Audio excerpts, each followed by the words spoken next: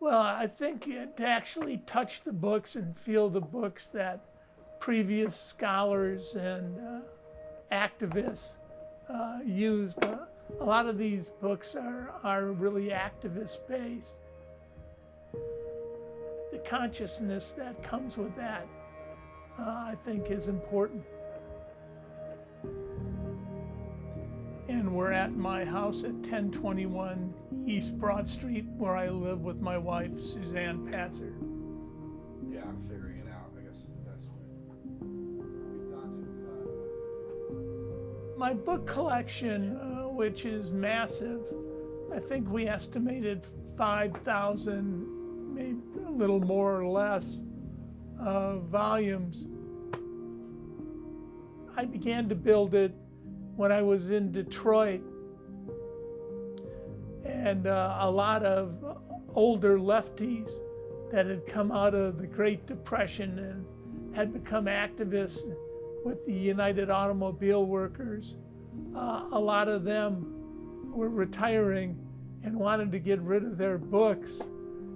Wanted them to go to someone who would appreciate them.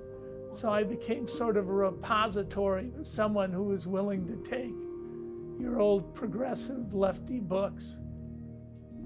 It's one of the largest collections of progressive left-wing literature in private hands. A lot of it is one-of-a-kind literature. That whole consciousness that was embedded in these books, oftentimes they don't stay in circulation. So I thought it was very important to circulate them and get them at a bookstore that was dedicated to the idea of circulating these things and keeping them alive. We have a very unique and interesting history in the United States, and a lot of it was left in books and in pamphlets and in papers. And those are the first draft of history. You know, I'm very happy. I'm donating a lot of them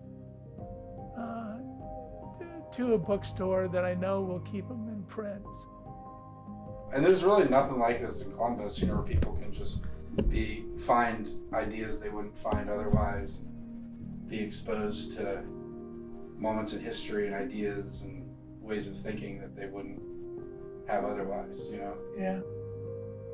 I really want books to meet people, where they are. So I feel I have an obligation to keep the books alive.